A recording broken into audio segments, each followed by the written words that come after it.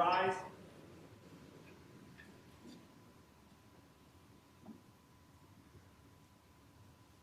The Supreme Court of the State of Colorado is now in session. Chief Justice Boatwright presiding. You may be seated. Thank you.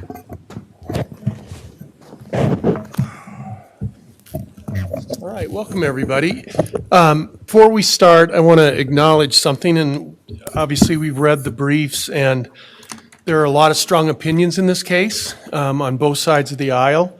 I just want to remind everybody that we expect appropriate decorum in the courtroom. If you feel like you can't maintain your composure, please step out, take a minute, and come back in when you're ready. We certainly don't want to escort anybody out, so we appreciate your professionalism. All right, with that, the court will call 23 SA 3000, Anderson et al. Versus Griswold, and intervener Colorado State Republican Committee, and intervener Donald J. Trump. Counsel, who are going to be making an argument, if you'll enter your appearances at the podium so people online will know who's speaking, I'd appreciate it. Good afternoon, Your Honors. Jason Murray for petitioners, and I will be handling for 20 minutes the issues presented in petitioner's affirmative appeal. All right, thank you. Good afternoon, Your Honors. Eric Olson, also for petitioners. I will be responding to Trump's appeal. All right, welcome. Good afternoon, Your Honor. Scott Gessler on behalf of President Trump. I'll be handling all argument for President Trump and the other side of the matter. All right, welcome. All right, matter is set for 2 hours, so each side will have an hour for argument.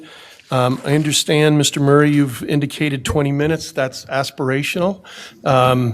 You'll have to keep track of your own time, and then depending on how you want to handle it, you can leave any time left over for rebuttal, but we're not dividing it up in terms of, appellant not. We're just, you guys will have the first argument, and then there'll be the response, and then you can reply. And Mr. Murray, you can begin when you're ready.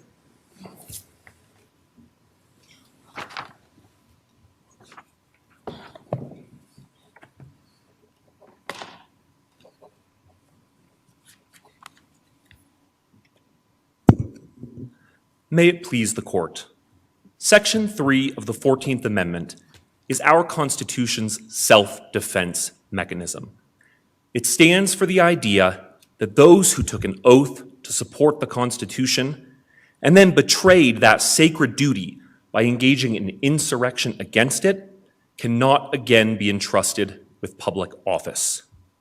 After finding that Trump engaged in insurrection, the district court nevertheless held that he is allowed to run for president again. That ruling was wrong for 3 reasons. First, it was wrong on the text, because the broad words office and officer clearly include the office of the presidency and the person who holds it. Second, it was wrong on the history, because the one thing that supporters and opponents of the 14th Amendment agreed on at the time was that it disqualified leading rebels like Jefferson Davis from holding any positions of substantial federal power up to and including the presidency. And third, it was contrary to Section 3's core purpose, because who could more easily subvert our democracy from within than a commander-in-chief who has already tried to do so before? This court should reverse. I'd like to start with the issue of whether the office of the presidency is a disqualified position, an office under the United States, because I think that question resolves the question of whether the president is an officer. As a preliminary matter, good morning to you, or good afternoon, Mr. Murray. Do you think the provision is ambiguous? We do not think the provision is ambiguous, Your Honor. The Constitution tells us over and over that the presidency is an office and that the person who holds it swears an oath of office before assuming the execution of his office. And the plain meaning of an officer is just one who holds an office. So we think the text here is very clear, that the history supports it, and certainly that the core purpose of the provision supports that reading as well. President Trump relies on what we see as strained inferences from drafting history and canons of construction on the issue of whether the presidency is an office under the United States, and you don't resort to those tools when the Constitution already tells you what the answer is. Section 3 applies to any office, and any means any, and the presidency is an office. But in addition, the history here could not be more clear. Well, before you get to history, I'm going to stick with you on the text. It says any office, ... under the United States. Can you cite me a provision in the Constitution where the presidency is defined as an office of the United States or an office under the United States? Yes, it says holds this office repeatedly, but I think Mr. Gessler will take you on the text, and it doesn't say, I'm not sure it says ever, the president is an officer under or of the United States. Well, a few responses to that. First, I think it would be strange to say the office of the presidency is anything else. The Constitution uses under the United States to compare federal offices to those under any state. And second, the Constitution uses the phrase office under the United States a bunch of times in contexts that I think pretty clearly include the president. So, for example, Article 1, Section 6 says no person holding any office under the United States can simultaneously be a member of Congress. And basic separation of powers principles tell us that the president can't be a sitting member of Congress, too, and vote for the very bills that the president is going to decide how to implement and whether or not to veto. What about the use of officer of the United States in Article 2 and Article 6 in a way that seems to be distinguished from the president? I disagree that those are distinguished from the president. Let's take Article 6 first. Article 6 just says that all executive and judicial officers and legislative officers have to take an oath to support the Constitution. And the president does just that. Now, Article 6 doesn't tell us what exact words that oath has to use. Now, Article 2 tells us for the president and the president alone that his oath is the strictest one anywhere in the Constitution. He has to preserve, protect, and defend the Constitution. But that is an oath to support the Constitution. So why doesn't Article 6 refer to the president specifically then? Because it doesn't need... Oh, I'm sorry, go ahead. Please, go ahead. Because it doesn't need to, because Article 6 refers to any officer of the United States, and the president holds an office, and so he is an officer. And I would add that on Article 2's usage of the phrase officer, in particular, for example, the commissions clause, which just says that the president shall commission all the officers of the United States, that's just describing the powers of the president. That's making clear that it is the president and nobody else who commissions the officers. But it would be a bit of a strange way to imply the president is not an officer, to do so in a provision that's talking about just who is the one who does the commissioning. Well, but if we put together, thinking about Justice Marcus's question and the commission question, nowhere in any of the references to officer does the Constitution list the president. And it does say that the president commissions all officers. So thinking about those two facts together, does that suggest that the president is not an officer because he's never listed as one, and he commissions all of them? And I say he only because of historical reality. Understood. I think one could try to create some ambiguity if you look at those provisions alone, but I think stepping back and just looking at the fact that the Constitution tells us that the president holds an office makes very clear that the president is an officer and that the general term was intended to cover the president. And I would say that not only do dictionaries at the time of the original Constitution define an officer as simply one who holds an office, but that was also very clear by the time the 14th Amendment was ratified 80 years later. And I would direct the court's attention not only to the definitions that we cited in our brief, but also to a source that Trump cites in his reply brief at footnote 54. He cites the John Beauvoir's Law Dictionary from 1856, and he cites that for a definition of insurrection, which doesn't support what he's trying to say. But John Beauvoir also defines officer as simply, quote, he who is lawfully invested with an office. That's the first definition in that dictionary of officer, and then the first example that dictionary definition gives is executive officers like the President of the United States. So if you're asking the question, what did the people 80 years later, when they ratified the 14th Amendment, think they were including by using office and officer? They would have understood that those things were synonymous. And the presidents at the time were telling the public in presidential proclamations, and members of Congress were telling them in speeches, that the president was the chief executive officer of the United States. So I think it's hard to say that the public that was considering whether to ratify the 14th Amendment would have been going back and trying to see whether there was any ambiguity in the commission's clause or the impeachment clause. They would have been relying on popular understanding, and that understanding was very clear at the time. Doesn't it seem odd to list specifically senator or representative in Congress and not specify president or vice president in Section 3? I think this is one of the observations the district court made. That was one of the points the district court made, and we would disagree with that because I think Section 3 pretty clearly indicates a kitchen sink approach. They were trying to cover all positions of federal power. The president holds an office. The Constitution tells us that. Senators and representatives don't hold offices. The Constitution, at least as it was originally understood, the Constitution never once says senators hold offices. It says they hold seats in Congress. And in fact, Article 1, Section 6 says no person shall hold any office and serve as a member of Congress. So it would be contradictory, I think, to say members of Congress hold an office. And if you think about the definition of office, one who exercises some kind of continuing position of authority, at least arguably members of Congress don't do that on their own. They vote as part of a collective body. And that's very different from the role of the president as the chief executive officer. So picking up on that theme, the district court seemed to conceive of this listing as a descending order.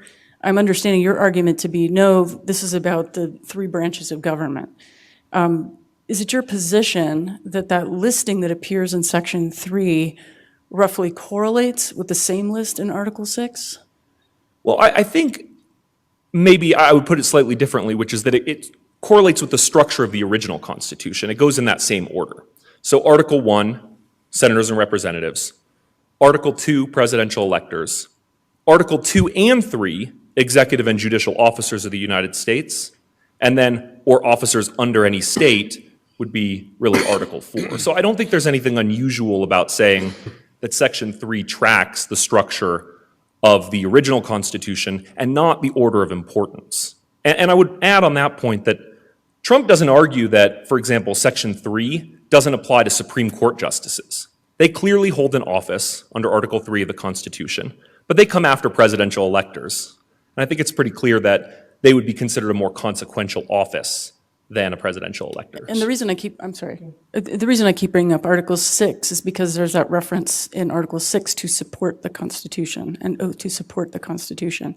So I take it it's your position that the presidency is covered under Article 6, and that oath to support the Constitution is simply everyone is required to take an oath to support the Constitution. The presidency has a very particular oath dedicated, protect, defend the president. Sorry, protect and defend the Constitution. That's exactly right. And one point I would make on that is that Article 6 doesn't provide any specific wording for the oath. And different states over time have had different language for that oath. Sometimes it uses the word support, sometimes it doesn't. Similarly with federal positions, the language of the oath has changed over time. I think there was an understanding that support the Constitution was a concept, it wasn't magic words. And in fact, in the specific context of Section 3, we have historical authority supporting that notion. Exhibit T to our opening brief we cited was a grand jury charge from 1870, where a court was asking the question, you had a state officer who took an oath, but it didn't use the words support the Constitution of the United States. And the court instructed that for purposes of Section 3, that doesn't matter, because supporting the Constitution is a concept, it's not sort of a linguistic nicety, and that any obligation to support the Constitution counted. Speaking of, go ahead. So speaking of linguistics, is there anything you'd like us to be thinking about in terms of intra-sentence uniformity versus non-uniformity? It's a great question. I think Trump wants to argue that because officer and office are different words, they must mean something different. But if you look at Section 3, there's actually a real symmetry there. And the difference comes in different words that are used when you're talking about positions versus individuals.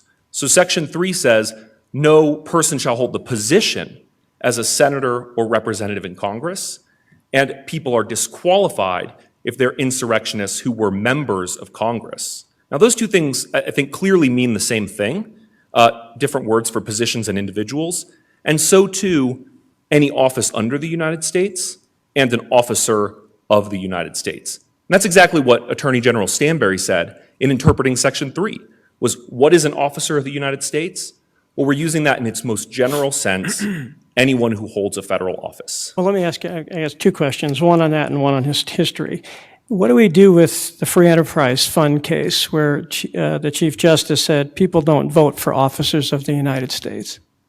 Well, this is one place where I might agree with Donald Trump, not what he says in this court now, but with what he said in a court in New York, where he said cases like Free Enterprise Fund, they're interpreting the Appointments Clause. And the Appointments Clause says the president appoints all other officers of the United States. And clearly, when you're talking about appointing other officers, you're not talking about the president. And that's usually how the question of officer of the United States comes up in these cases is, are we talking about a mere employee or are we talking about an appointed officer? All right, I understand. So let me ask you now the historical question. You referred to the history a few times.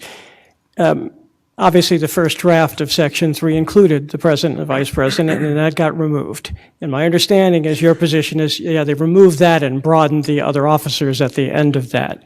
I'm curious if there's any legislative history, quote unquote, to support that. It's a great question. First of all, that wasn't the first draft of Section 3. Section 3 didn't proceed as like one draft where language was changed over time. There were all sorts of drafts with very different scopes that changed over time.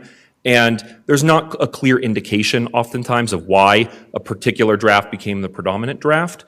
But I would also say in the context of that particular proposed amendment to Section 3 by Representative McKee, the original language covered appointed officers of the United States, and it specifically covered the president.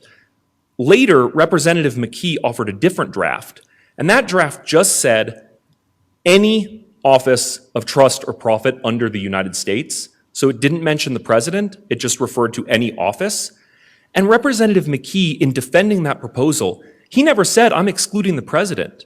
To the contrary, what he said was that this proposal will exclude traitors from all positions of power in the nation, and it will prevent people from voting for any, quote, but those who are loyal. And that is at Congressional Globe, 39th Congress, first session, at 2504 to 2505. And more, I'm sorry, please, Justice go ahead. Head. I was just going to add that more broadly, one thing the history does make very clear is that by the time we got to the final version of Section 3, everybody, including opponents of the 14th Amendment, knew that people like Jefferson Davis couldn't be president anymore. So I was expecting you to follow up with the Johnson-Morrill exchange, right? You give that a lot of play in the briefs. I won't take up time to explain what it is. You understand what I'm referencing. During the congressional debate, there was an exchange that you attribute some significance to, and some scholarly literature from Professor Lash questions that obviously opposing counsel has. Can you respond to their criticism of your emphasis on that one exchange? Certainly, two things about that exchange, Your Honor. The first is that Reverdy Johnson took a quick look at the provision and said, why did you exclude the presidency? And I think the thrust of his question was, it would be absurd to exclude the presidency. And I think that's what everybody at the time was thinking, was of course we're going to cover the highest office. And the response by Senator Morrill was, well, it does include the presidency. Look at the phrase, any office under the United States. And then Reverdy Johnson agreed. And nobody came back later in the debate and said, well, actually, that language is somehow ambiguous. And so one of the responses has been that acquiescence may have just been out of collegiality, and why are we reading so much into one exchange that might have been nothing more than a nicety?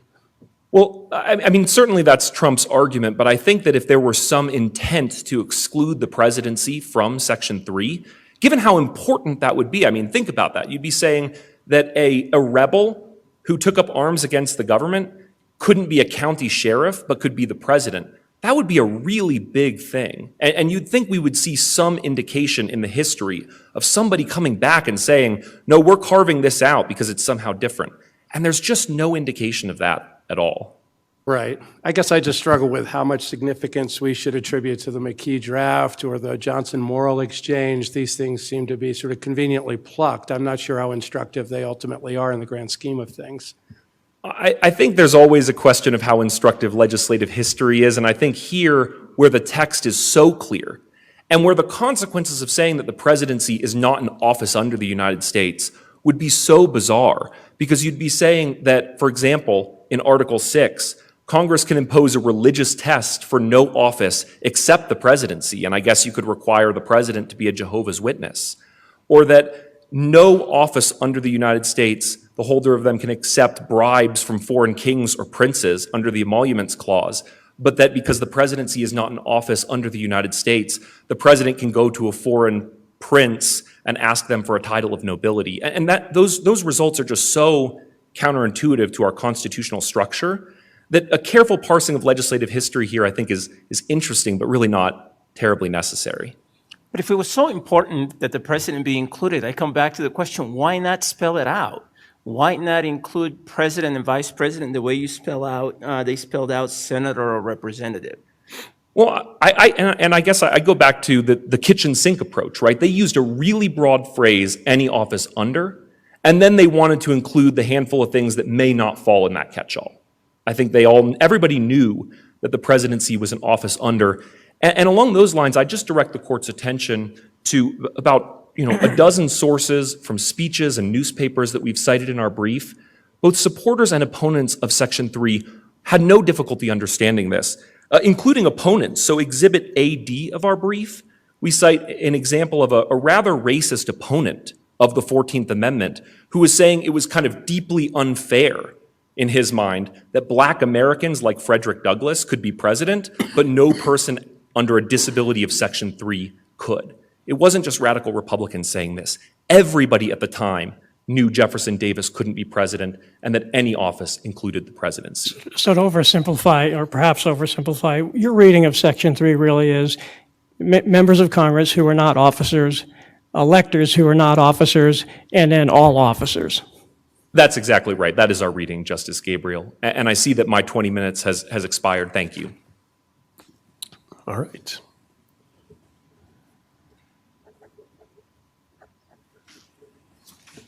Mr. Olson, when you're ready.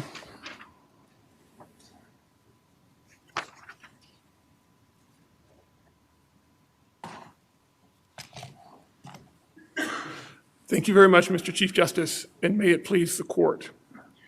Trump levies two types of complaints against the finding below, but neither should disturb the district court's holding that Trump engaged in insurrection against the Constitution. First, he complains that the district court's finding that he engaged in insurrection was unsupported by the facts. But he ignores the worse facts that make clear the district court was correct to find that Trump gathered, summoned, and incited a violent mob that stopped the constitutional transfer of power on January 6th.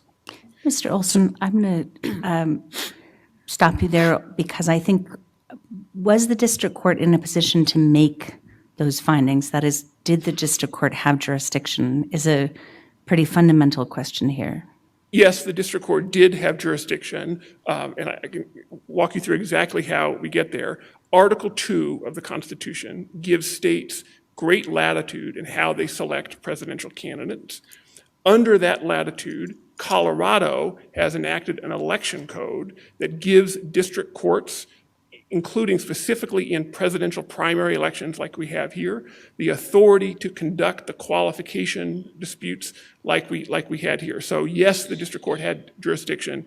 using the authority that the Constitution gives Colorado, and Colorado, unlike many other states, has chosen to implement that authority with this pre-election challenge under Section 11113, which Section 141204 incorporates specifically, which allows for electors, voters to challenge a wrongful act or about to commit a wrongful act by the secretary. And as testimony at the hearing from Ms. Hillary Rudy indicated, the way in which that plays out in Colorado under that statutory scheme is that the secretary makes initial determinations that are easily determined, and then following this court's decision in Kuhn and Frazier, additional evidence can be brought to bear in Section 11113 proceedings that allow for the qualification dispute to be resolved. So if I'm understanding that argument, the secretary itself, or herself in this case, could not conduct an evaluation of the constitutional qualifications of someone to go on the ballot.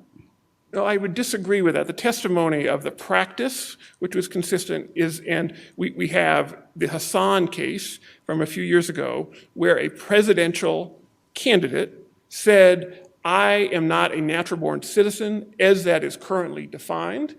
I therefore cannot sign the attestation that's required that says I meet all qualifications. In that circumstance, the secretary sent a letter and said, it is my job to make sure that only qualified people are on the ballot in Hassan. Because you are constitutionally not qualified, you're not on the ballot. Hassan then sued, and then Judge Gorsuch on the 10th Circuit affirmed the secretary's authority and decision. Now, that was under federal law, not the 1113 procedure. And it was 2 paragraphs and not exactly a deep dive on our election code. Wouldn't you agree? I would agree, but the core principle was not in dispute and animates the way in which our election code works to basically allow for process to occur. So it isn't just the secretary making this decision of hard to find. But as this court recognized in Frazier, even simple questions like residency can be really hard to figure out sometimes and require a lot of evidence and But that's decisions. still, go ahead. I was going to say, here's my concern. The secretary's duties under the provisions that govern presidential primaries very clearly are limited to making sure that a presidential primary candidate is a bona fide candidate under party rules and has timely submitted a certificate of intent. That certificate of intent includes the Article 2 affirmative qualifications of age, residency, and citizenship. That's it. And in the Hassan case, as you pointed out, the candidate was unable to comply with that. So there's a very clear duty expressed in 1204 or 1, actually, saying that the secretary cannot certify such a candidate. Where is the duty here to examine other constitutional qualifications? Or are you instead relying on the wrongful act language to support your petition under 113? So let me point to 3 authorities that may help us resolve this question and your concern, Justice Marquez. The first is that Section 141201, which is the presidential primary part of the election code, says that the purpose is, the intent of the people is to conform to the requirements of federal law. Federal law governing the conducting of presidential primary elections. I don't think it's so limited. I think it's more general. I think that it is federal law, which includes constitutional requirements.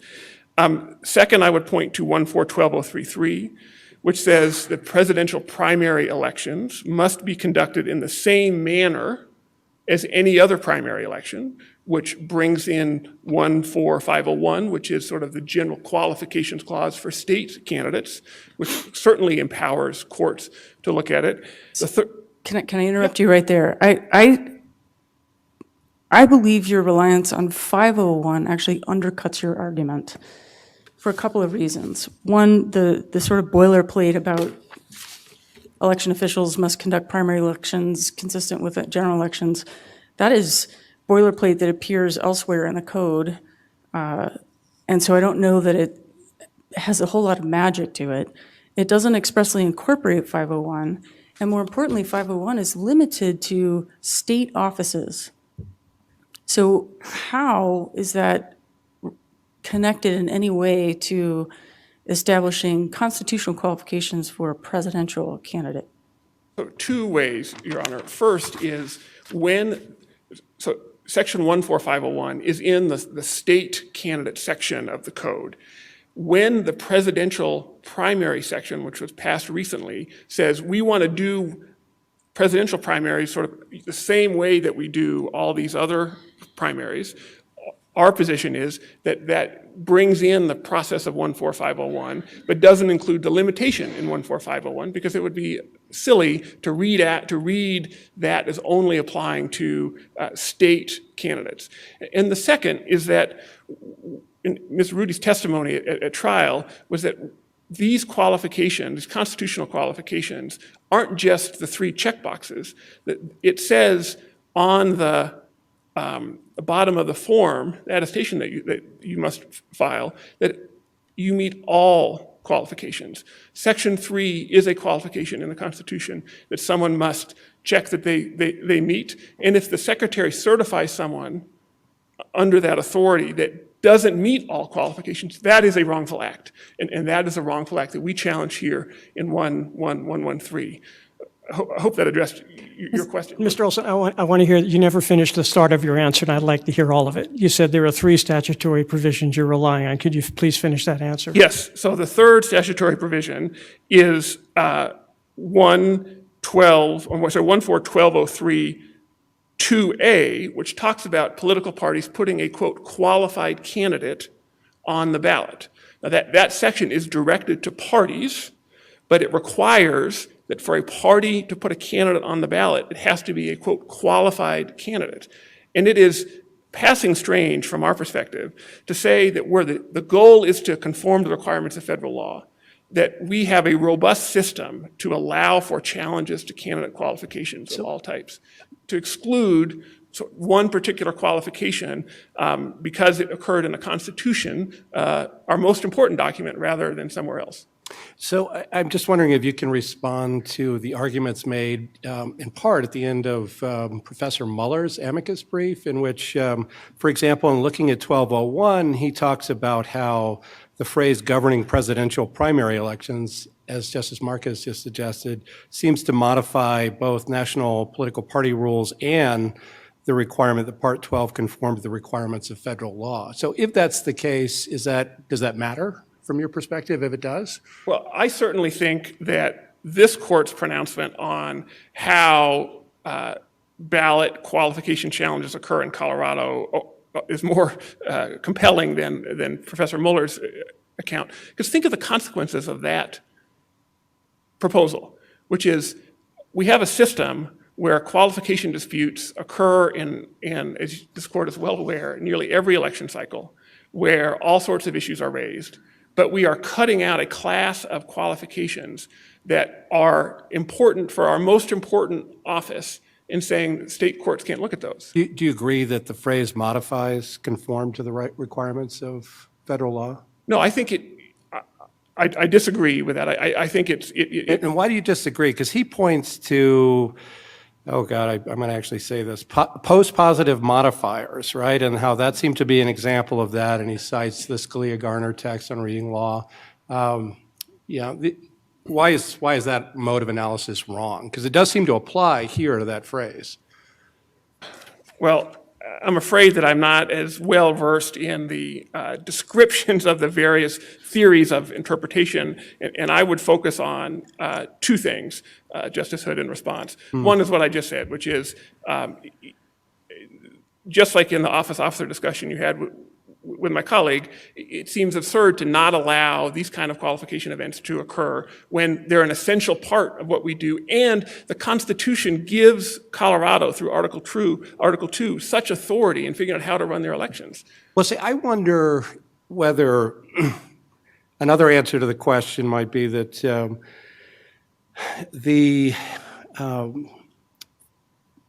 it becomes a question of whether Section 3 constitutes a requirement of federal law governing presidential primary elections. And if the answer is yes, even adopting his construction, if the answer to that is yes, then the people of the state of Colorado are saying they want to see conformity with Section 3. So, I'm wondering whether the construction that he's urging is really detrimental to your case in the final analysis. Well, it may or may not be. The national party in this case has said they can nominate an unqualified candidate. And if they have the legal authority to do that, we don't think they do, then it would be a challenge for our case if the national party rule said you can put an unqualified candidate on the ballot. We don't believe that's the case, but under their interpretation, it would be a challenge. But we think the more natural reading is that when you say conform to the requirements of federal law, that governing presidential primary elections, right? If we were to take the party rules component out of there and just say that those other two phrases are tethered to one another, then does it really matter? And I feel in like that circumstance, no. So if that was your earlier question, I apologize. that's what I was trying to say. I probably didn't say it very well. So I don't think it matters, but again, we come back to sort of the common sense reading of our state statute of how we do this, which is to allow courts, like the district court did here, to hear the qualification disputes, even under federal law. Well, let me ask you about that, Mr. Olson. Good afternoon to you. I'd ask you to address the intervener's argument here, and I guess this goes to prudential concerns under justiciability. You say that all the states' election officials, state secretaries, have the authority to decide how to run primaries. They take the position that could create chaos. You could have 50 different states' attorneys, states' secretaries of state, deciding differently, and this really needs to be national. I take that as fitting within the prudential concerns under justiciability. Can I ask you to respond to their argument? Sure, Justice Gabriel.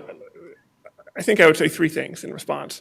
The first is most secretaries of state don't have the authority to evaluate qualifications, even the way in which Colorado does, for primary elections. We saw that in the Michigan and Minnesota cases where they said their state laws, their execution of their Article II authority allows purely ministerial. They take the piece of paper from the party and they put that person on the ballot for the primary. Here we have a different rule, and so that leads to my second point, which is it won't lead to chaos. This is the only court in the country that has looked at this question. There are other courts where lawsuits have been filed, but as I mentioned, those lawsuits haven't proceeded, so different courts do it differently. Colorado has done it this way, and we have an opinion that's on appeal before this court. And so I think the concern of a bunch of things happening is overblown. And the third thing I would say is that the legal standards here that really matter, what does engaged in mean, what's an insurrection, et cetera, will be figured out pretty quickly if there are different approaches to that. And the answer in these the ballot access dispute cases are binary. It's not that there's going to be a whole bunch of different standards floating around. There's going to be either yes or no. And so I think the concern of a patchwork is overblown, particularly when the justiciability inquiry looks at, is there a textual commitment to a coordinate branch of government? Well, let me jump in for a second. I mean, that's under, if you're looking at sort of the political piece of it, right? And you're looking at Baker, but there's sort of other more prudential concerns, and perhaps that's what Justice Gabriel was asking about, and perhaps not. But can you sort of parse that out? Sure, I would say. So political question doctrine versus sort of broader, more general, of the type perhaps talked about in Powell. Yeah, so I would say two things in response, Justice Birkenkotter. And the first is that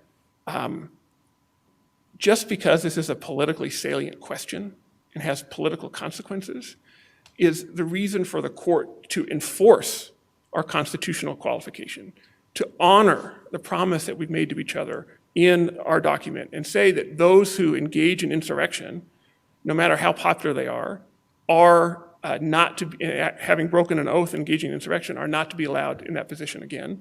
And so the second is that there are very easily manageable standards here, as I just mentioned. This is not a case where a court is having to put themselves, balancing foreign policy interests and all sorts of interests that are assigned to a different branch of government.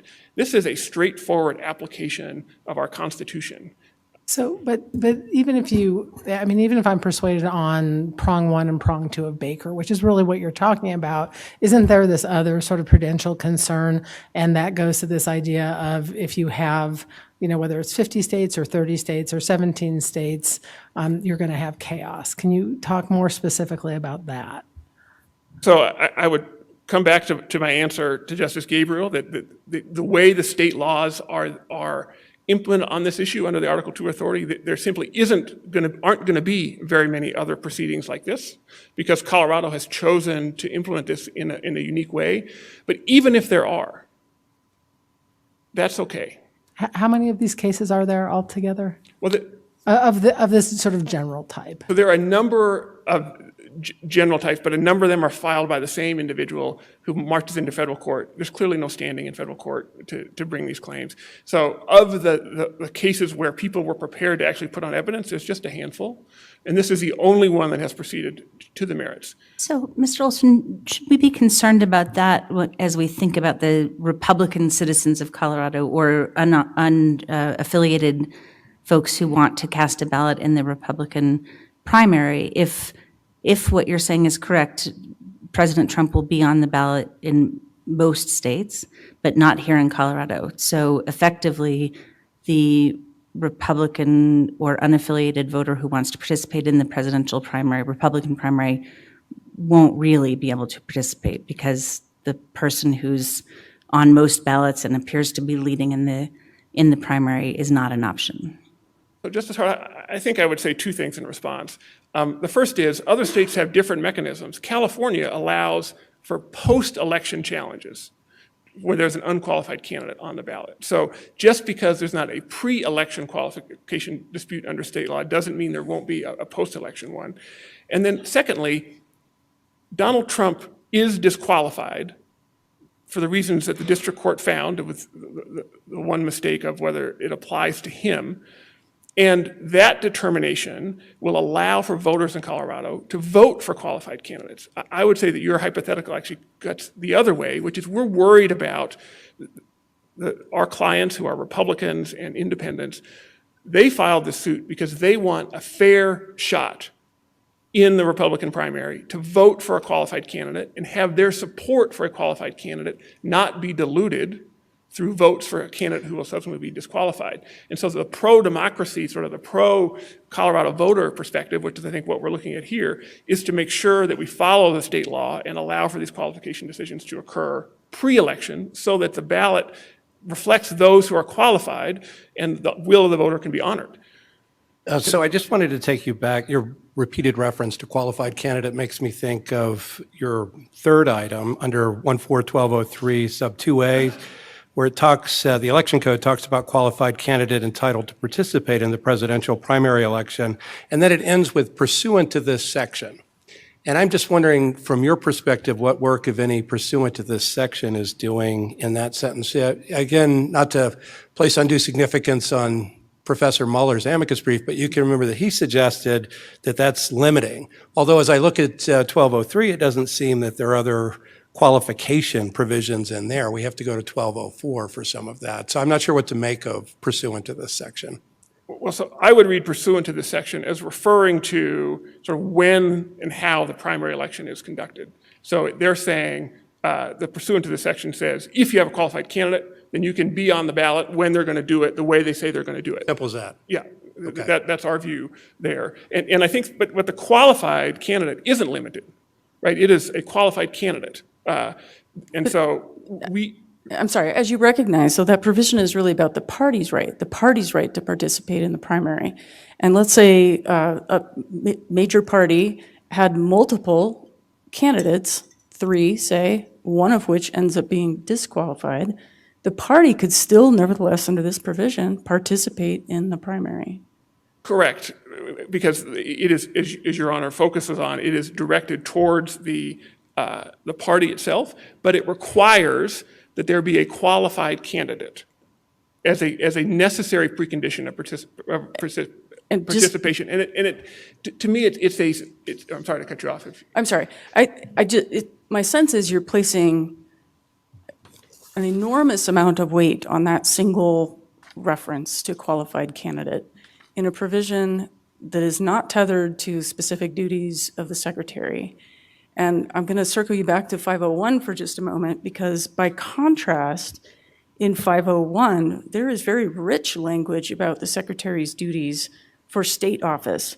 No person is eligible to be a candidate for office unless that person fully meets the qualifications of that office as stated in the Constitution and statutes of this state. If we had that language somewhere in 1204, I think we'd be having a very different conversation. But it's not there, and I'm still very concerned about how much you're trying to cram into the word qualified candidate. So we're not solely relying on the qualified candidate language. We're talking about the general function of Part 12, which says, again, as we talked about in 1201, the goal is to conform to federal law. Then we have 12033 that says the same manner as any other primary election. Now, we believe that incorporates that same 14501 language, and the language you identified in 14501 Refers to Constitution and statutes of this state. correct. But again, that limitation, when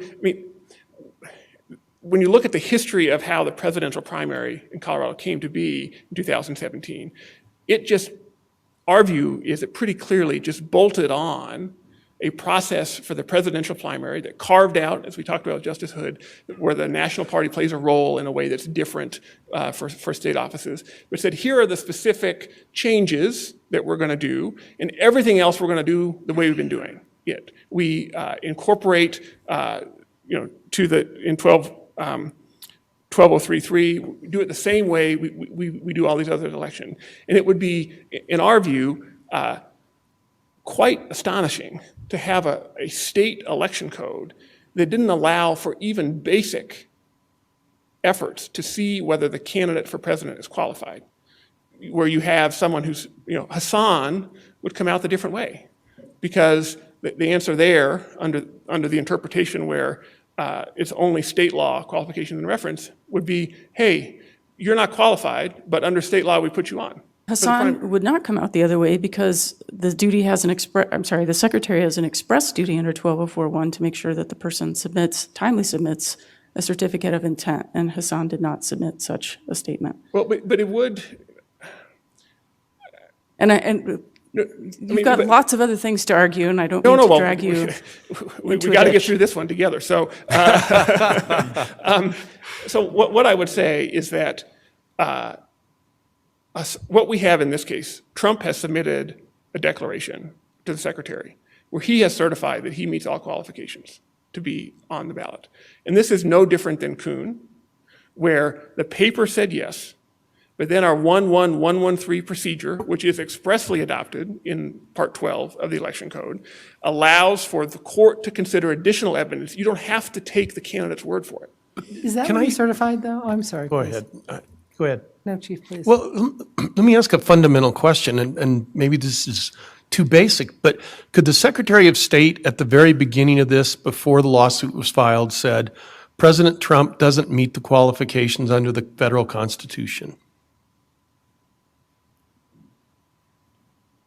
The secretary, so maybe is the answer. The reason why I hesitate. Well, then, okay, go ahead. Finish your answer. Because the secretary testified that their practice has been where they know of disqualifying information or can readily ascertain it, they will disqualify a candidate.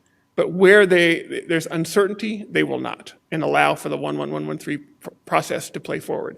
There are no funds, there's no investigative division of the Secretary of State's office that runs around and looks at this.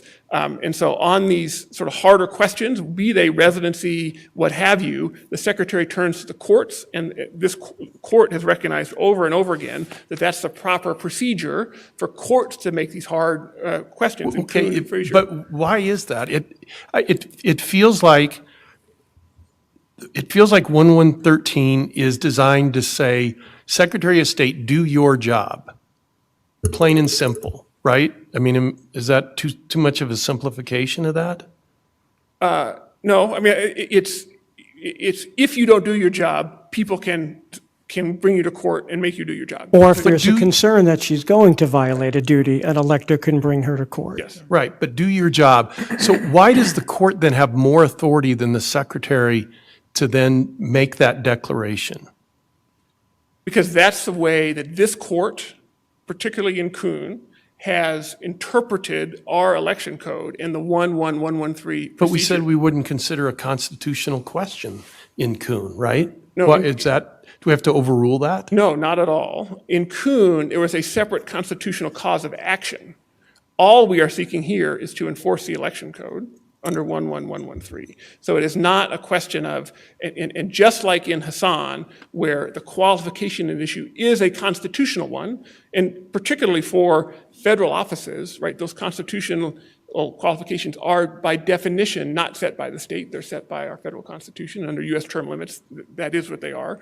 And so those proceedings occur under 113, and in Kuhn, and as the Secretary's brief in this case makes clear, where a constitutional issue is the qualification, you can adjudicate that issue in a 113 proceeding. It's not that there's a constitutional prohibition, because for some offices, that's the only qualification there can be. So your position basically, the secretary is not bound by this one-page statement if the secretary has information or somebody raised an issue, right? And apropos of that, that one-page document doesn't include that you've served 2 terms in office. So if the argument is the other way, President Obama could be put on the next ballot. And Ms. Rudy testified at trial that if George Bush or President Obama were to submit an application and sign it, that would be, they would not put them on the ballot because that is a readily ascertainable constitutional qualification that they don't meet. And let me ask you if I can, you got 11 minutes left and I know you want to save time for rebuttal. Can we get to the merits issues? So, sure. And I'll start you off, and I guess I'm expressing a concern about the definition of insurrection that the district court adopted. It strikes me as somewhat or potentially overbroad. So let me ask you to address that. Well, I think the definition, the one to focus on is there's 2 definitions in there. In paragraph 240 is the one that applies here because it's insurrection against the Constitution. And it was a public use of force or threat of force by a group of people to hinder or prevent execution of the Constitution of the United States. Well, I'll give you a hypothetical why I'm concerned. Say someone, God forbid, makes a threat to two people get together and make a threat to a judge. That if you go forward with this proceeding, I'm going to do harm to the judge. Under the court's definition, that's arguably an insurrection. It's a group of people getting together to act against the Constitution, preventing a constitutional duty. You have to take a federal judge. I don't think you would say that's an insurrection. Correct. I would not say that's an insurrection. And the reason why is because the public use of force or threat of force has a very specific meaning, which is for public purpose or for public end. So for more than just your purpose, right, if you're going after a particular judge for dissatisfaction. But it's a public in that we're advocating on behalf of the public using this violence for a public end, just like we saw on January 6th. Let me stretch my hypothetical a little. Say the person is expressing concern the judge is too liberal or too conservative. Public expression. I don't like the judge's politics, so I'm going to take that action. That would not be for public purpose or public ends under this definition. It really requires, as we saw here, and as the testimony of Professor Magliocca at trial talked about the historical understanding of insurrection, that there has to be a real public use of force to hinder or prevent the execution of the Constitution of the United States. And here, there can be no doubt that trying to disrupt the peaceful transfer of power by stopping the counting of the electoral votes is hindering the execution of the Constitution. The distinction then is that there's an attack on the authority of the government, even if it's not an effort necessarily to overthrow the government. Is that what I hear you saying? Yes, because an effort here to delay, use violence to delay the count would be an insurrection. And I know you want to save time, but just very summarily, do you see much distance, if any, between the argument that you're making that the district court adopted and The argument that is set forth in the Bode-Paulson article is that, I mean, they use slightly different words, but they seem to sort of deliver a very similar message in my estimation. Is that fair?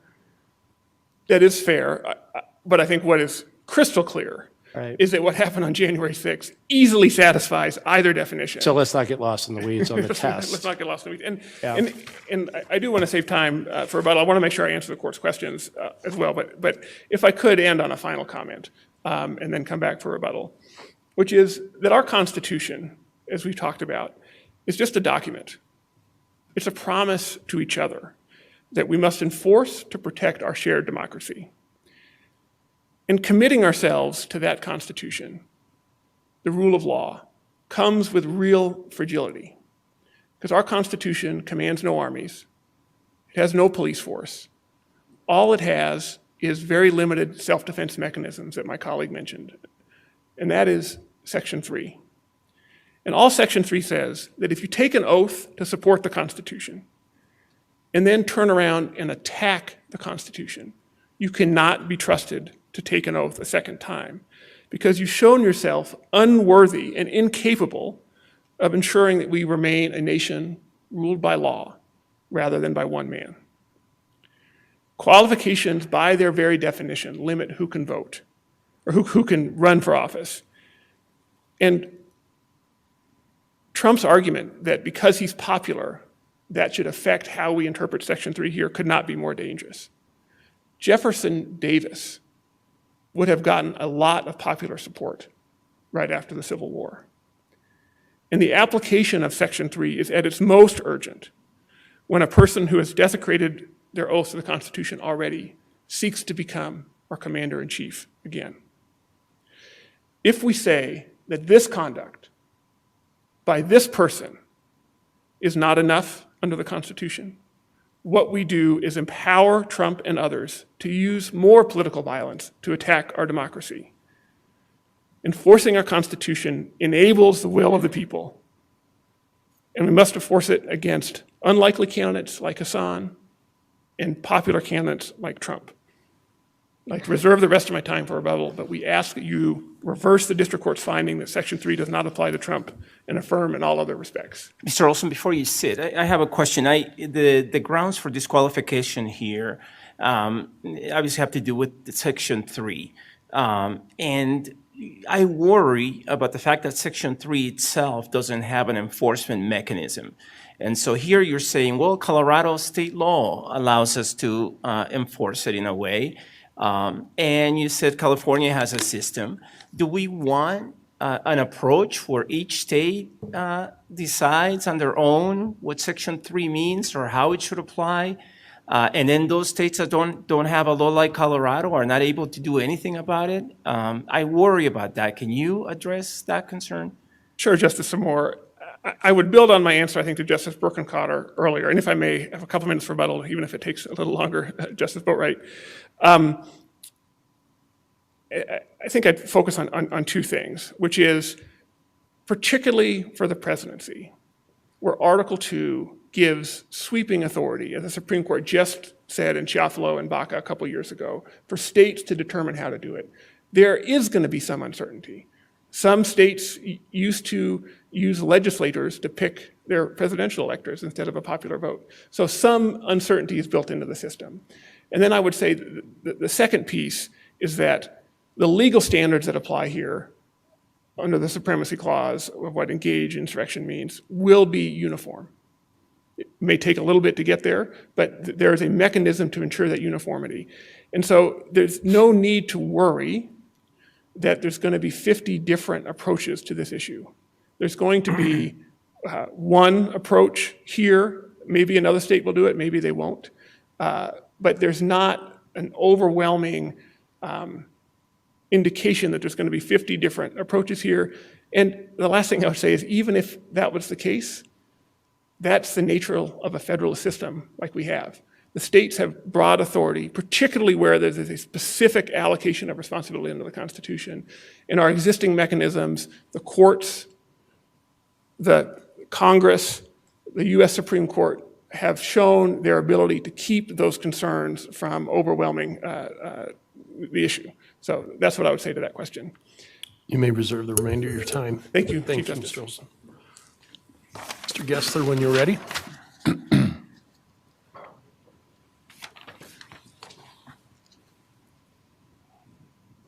That was a very steady pour. Impressive.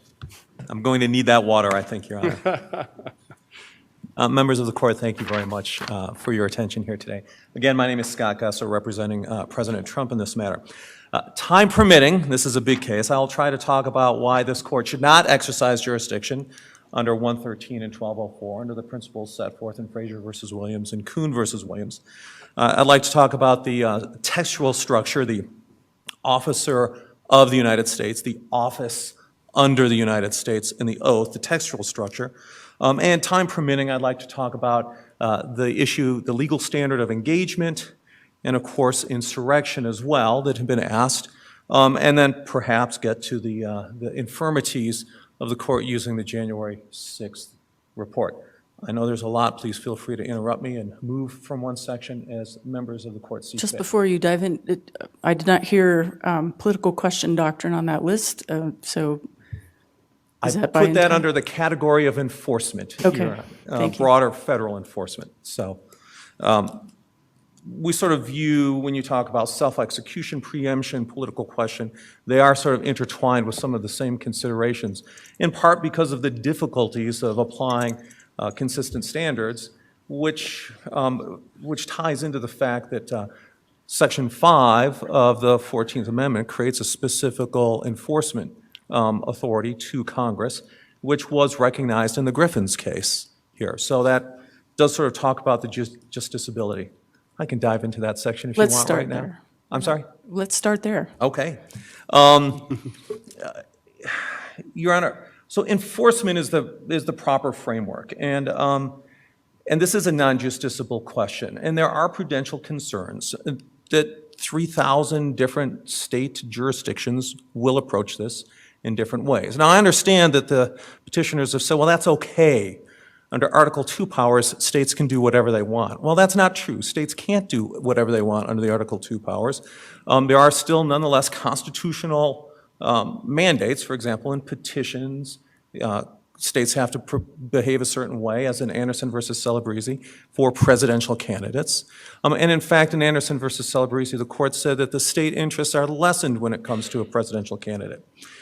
An invocation of Article 2 powers to choose presidential electors, that's not an enforcement mechanism in the sense of a judicial enforcement following a law. It's a political process, and it's a value decision. The people of the state of Colorado could, for example, if they amended Section 20 of the Schedule Constitution, that requires allocation of electors by popular vote. But if they amended that, they could say, we don't want anyone with gray hair. We don't want anyone over 5'2". Okay? They can create those through political value decisions. That's not an enforcement mechanism of Section 3. Well, let me just ask you directly about that to go right to the point. Obviously, you focus on Section 5, and it says, it gives authority to Congress to enforce the 14th Amendment. It doesn't say exclusive authority, but my concern is this. If we have to rely on that as the enforcement mechanism and the 14th Amendment is not self-executing, then the Due Process Clause and the Equal Protection Clause are not self-executing. So Congress could nullify both of those by doing nothing and taking no action. That's concerning. The 13th Amendment has the same language. I don't think anyone would say that Congress needs to act to enforce the abolition of slavery. So help me understand how do we get to self-executing here? So I think Justice Chase would disagree with that characterization with respect to the consequences. In the Griffin's case, which I think was discussed at length in Professor Tillman's amicus brief, Justice Chase basically created sort of the sword versus shield distinction, that in the Jefferson Davis case. And in the Griffin's case, he said that, I think he did use the word executing, that the Section 3 does not execute itself. In fact, it requires implementing legislation. Now, that was from a Chief Justice of the U.S. Supreme Court. I recognize he was riding circuit in Virginia. But Congress then almost immediately did what he suggested or what he demanded to be done. In other words, it passed the Enforcement Act. That's consistent. But sorry to interrupt, Mr. Gessler, to come back, I guess, to Justice Gabriel's question, the fact that Congress passed one form of enforcement legislation doesn't mean that there might not be other ways that that Section 3 comes into play. They didn't cover the field. Well, that's fair standing on its own. But in response, we still have Justice Chase's decision in the Griffin's case. And remember, Justice Chase took a very muscular view of use of the 14th Amendment. He dissented in the slaughterhouse cases and specifically decried the limitation in the privileges and immunities portion of Amendment 14. So, but when you look at Section 5 of the 14th Amendment, why do we even need that? Well, Congress thought we needed it. Congress thought the framers thought we needed it. They thought they needed it in order to grant Congress that authority. They didn't grant the states authority. Now, one can say, well, that means nothing. But actually, if you look at the 14th Amendment, the whole purpose of the 14th Amendment was to limit states' authority. It would be very counterintuitive otherwise. Yes, ma'am. Yeah, so can you point us, though, to sort of that, the textually demonstrative constitutional commitment? I think, as I understand your argument, you're sort of asking us to look at the gestalt, right? You want us to look at the whole, these 4 separate parts of the Constitution, and sort of stitch them together and say, look at that in terms of this first prong of Baker. Is that correct? Can you point me to something specific? So with respect to the 4 prongs of the Constitution, you're referring to? Your argument with respect to how this is, how we are foreclosed under the political question doctrine. Sorry, I'm pivoting around here. No problem here. Well, I think there's a couple reasons. One is the prudential reason that had been discussed, which is a multiplicity of different states. The petitioners mentioned that California does a post-election opportunity for attack. So that may be one way. New Hampshire has said that despite the Hassan case, they had the exact same situation as in Colorado. They don't have the authority. So you do have a patchwork where voters are going to be treated differently and affected across the country. And that is somewhat chaotic.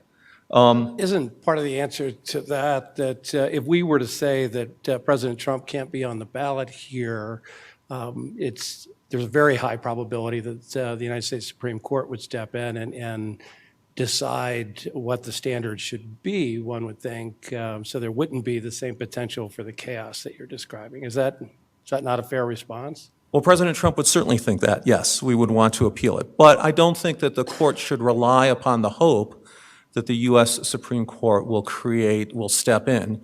The standard is we should look at that in advance and prevent that bad situation from occurring in the first place. Those are the prudential concerns. But let me pick up on, and really the point you made, which was we have this today. We haven't had chaos in well over 200 years. I mean, states have these authorities. California has one mechanism, New Hampshire has a different one. I'm not so sure that we have the crisis that you might suggest. Those mechanisms are procedures. They're not the substantive application of Section 3. There is a difference there. When we talk about procedures, yes, New Hampshire has a different set of laws for qualification than Colorado. But those are all different procedures. Well, They're not the substantive application of a disqualification standard. Forgive me, Mr. Gessler, so let me ask you about that. So can the Secretary of State disqualify a candidate who is not born in the United States? That's a question. I don't think there's a statutory authority for them to do that. Now the petitioner has said, well, Hillary Rudy testified to this and that, and deep respect for her, but that doesn't define what a state's authority is. We have 1204, which requires a statement of intent. And the question is the form for 1204, does that carry the force of law? That's really sort of the question. Well, it's a constitutional qualification. That's why I was asking the question. I mean, there's some suggestion that we should look at different qualifications differently. The 35-year age limit and the born in the United States are one thing, but the 14th Amendment is something different. That's why I was asking. Right. First of all, I'd say the 14th Amendment's not a qualification. It is a disqualification. And in fact, if we even look back to McKee's original introduction of that legislation, that talked about qualification and holding, whereas Section 3 only talks about holding. So I would probably not concede the point on qualifications. So actually, to that, and I know we're going back and forth between political question and I suppose the question of whether Section 3 is self-executing. But as you say, it's a disqualification. The only thing that the 14th Amendment says that Congress can do is remove the disqualification. Doesn't that suggest that the disqualification attaches independent of any act of Congress? Otherwise, they'd have nothing to remove. Did they have to say that Jefferson Davis met the definition of an insurrectionist under the 14th Amendment? I would disagree that Section 3, that last clause, can't be read in isolation from Section 5 enabling legislation. And the Section 3 congressional action is more akin to the powers of a presidential pardon. It's essentially a pardon mechanism. And I don't think one can draw the inference that that forecloses or affects the substantive law that allows that disability to come into effect. You look quizzical, Your Honor. I am in fact quizzical. Go ahead. May I Justice, jump in? yeah. Justice Gabriel, were you done? Go ahead. Yeah. So you mentioned these prudential considerations and, let's avoid chaos. One of the counter arguments is that by failing to resolve this issue on the merits now, we create the potential for chaos in January of 2025. And so there's much emphasis on this in the scholarly literature about how it may be better for us to try to resolve it sooner rather than leave the potential for a constitutional crisis after the next presidential election. What's your response to that? The response is not if we follow what I call the rule of democracy, what Attorney General Stanbury said in a couple instances, that when there's uncertainty, the disqualification doesn't apply. Ultimately, if the Republican Party chooses to take that risk, and Republican and unaffiliated voters in the state of Colorado choose to make that choice, that is their choice. It should not be foreclosed from this court. Well, what do we do about Timmons then? Where what do we do about Timmons, where the U.S. Supreme Court says there's no absolute right to put someone who's not qualified on the ballot? I would, and we're talking about a political party here. right, and I agree that there aren't absolute rights, but there's certainly, at a minimum, an ambiguity here. We don't think so on with respect to our approach. But the Timmons and the Wisconsin Ex rel. Follett cases nonetheless stand for political party First Amendment rights. That even if state law, for example, in the Wisconsin case, even if state law mandates one thing on how to assign delegates, state party rules prevail. So your view is, then I would take it, that if either party wants to put on, let's say, President Obama, or someone who's 20 years old, or Arnold Schwarzenegger, they have every right to do that. Conceivably, yes. Now, Wait, you say Can you- conceivably. What do you yeah. mean conceivably? Well, Do they or don't they? I was about to go for it. Look, I mean, Hillary Rudy testified, and it's not unreasonable, her testimony, and she said, look, the secretary can be involved in using the form for the 3 Article 2 qualifications, if it's an objective, knowable fact. So then if it's a fact question, the secretary can. So if there's a question about whether the person was born in this, was or was not born in this country, the secretary can't act. But if it's objectively, nobody doubts it, then the secretary can. That's a tough standard. I agree. That was her testimony, and that was her escape valve when pressed on that issue. But what is your take then on 1204 and the ability of an elector to challenge, let's say, the Obama example, where the 22nd Amendment would prohibit him from serving because it limits a person from serving more than 2 terms as president. So let's say President Obama wants to be on the Democratic Party primary ticket, checks all the boxes, unlike Hassan, checks all the boxes, tenders the statement of intent. Can an elector challenge his qualification under 1204, and if not, why not? I would say no. First of all, from a broader constitutional preemption justiciability question, Article 2 doesn't quite face the same self-execution issues. The courts are split, but the weight of authority has been, because those cases were litigated, the weight of authority with respect to President Obama, Senator Cruz, and Senator McCain, all of whom were challenged on natural-born citizenship. The weight of authority is that states do not have the authority to be able to consider that. That's the weight. Does it matter that most of those were decided after the person was elected into office? Does that matter? Not in that aspect, Your Honor. It does matter because we would submit, and we have said before, that this court should have never exercised jurisdiction because of the complexity of the issues, the truncated procedures, and the inappropriateness of the 113 in this instance. So I think that was more of a function of the time, and they weren't considered moot because they were capable of repetition. So I don't think that matters, though. What does 1204 do then? What can you challenge under 1204 for? 1204, let me step back. Remember, 1204 mandates a hearing within 5 days of the petition, and it mandates a decision within 48 hours. So, and it specifically refers to Section 113, which requires a duty under the code. So that, with that structure in mind, 1204, the very structure of 1204 contemplates a very limited proceeding. And the limited proceeding is set forth in the substantive provisions of 1204, I believe it's 1 and 3. So for example, there has to be a certificate from the state party saying that the candidate's a bona fide candidate. The candidate has to be affiliated with a party that had received at least 20% of the vote. The candidate has to fill out a statement of intent. Questions as to exactly what the content of that statement of intent is required. There's no rule or regulation that the Secretary's promulgated. It's merely a form which, according to Hillary Rudy's testimony, never went through the process. It was created by people within the office and reviewed by their legal counsel, and that was it. But those are very limited requirements. And under 113, there is not a duty.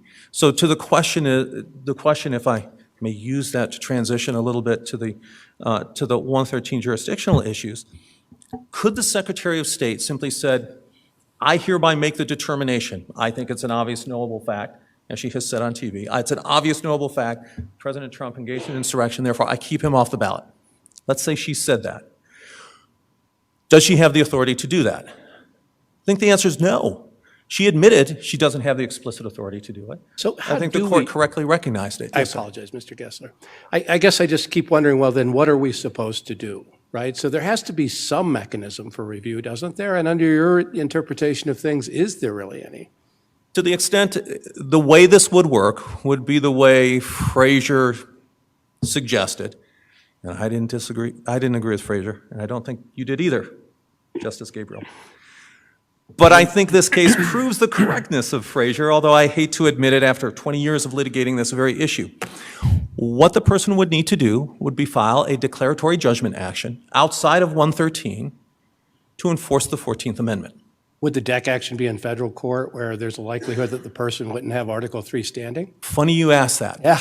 Because it was brought in this very case. Oh. Remember, there were two counts in the petition. One was a 113/1204, and the other was a DEC action.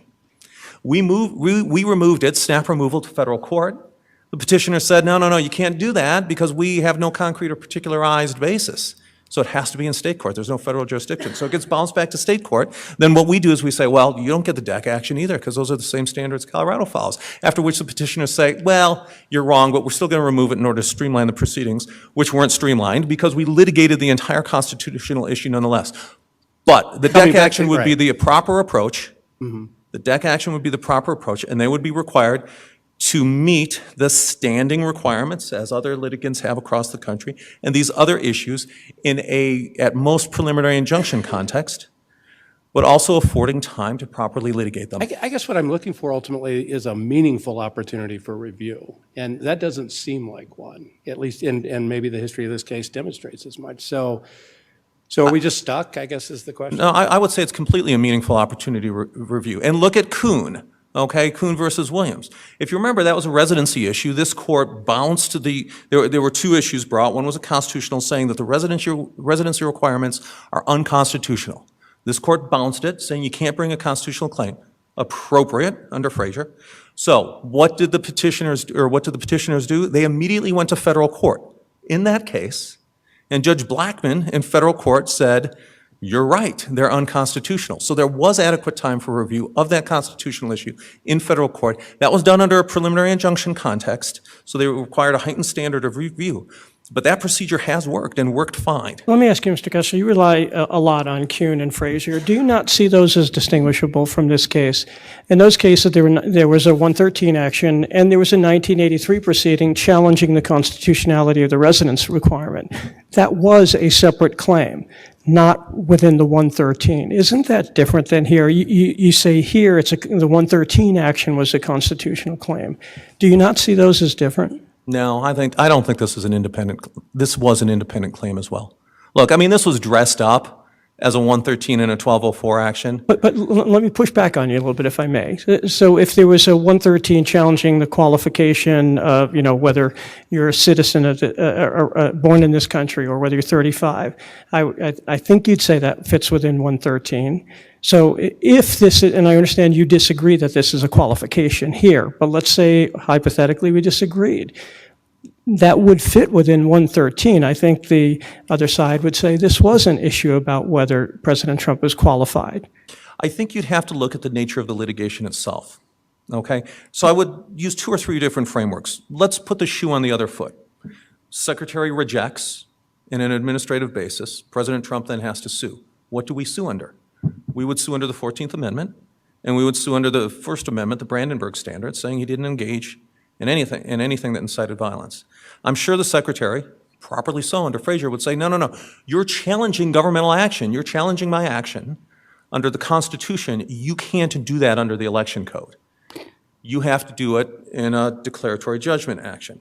Now, here it's reversed, but it's the same concept. Why wouldn't you therefore bring it under 113? I guess, why would you start with a losing argument? I'm confused by that. There are lots of kinds of actions where the primary thing that's litigated isn't the underlying basis for the suit. I think about any kind of malpractice case. The vast majority of a malpractice case might actually be the underlying claim, like a legal malpractice case, the claim that was lost. But it's still a legal malpractice case. It's just that you spend most of your time talking about whether you lost the claim that you could have had. So the fact that a lot of ink was spilled and words were spilled on the Constitution doesn't make it a constitutional claim. The mere fact, I would agree with that. However, I think this differs, that this was in fact a constitutional claim. This whole thing is about constitutional litigation. Look, the court recognized there's not a duty for the Secretary of State to investigate or consider disqualification under the 14th Amendment. The Secretary of State herself explicitly said there's no explicit And I don't authority. think they're arguing that in the duty part of the language. I think I understand them to be saying if the Secretary were to put President Trump's name on the primary ballot, that would be a wrongful act because the former president, is not qualified to be on the primary ballot. So it's not an argument of dereliction of duty, it's an argument about a wrongful act. And under Kuhn, they're arguing we can look at other evidence that she might not look at.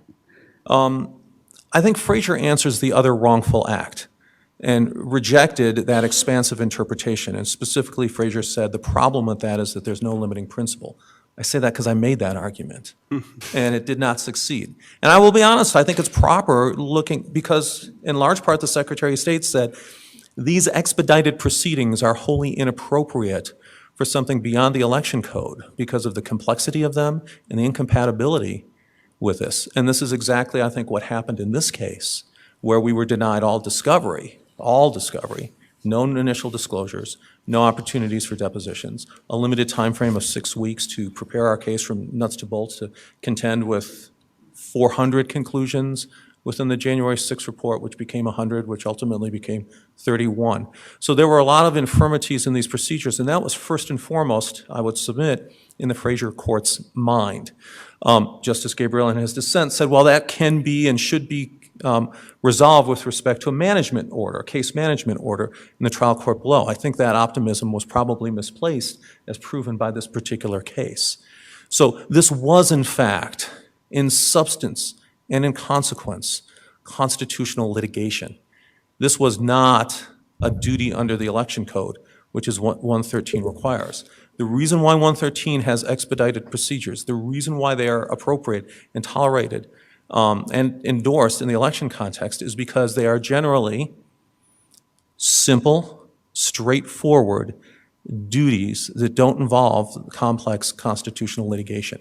So is the rule that the secretary has authority if it's simple and not complex, but doesn't if there is? I mean, that's hard to articulate a standard like that.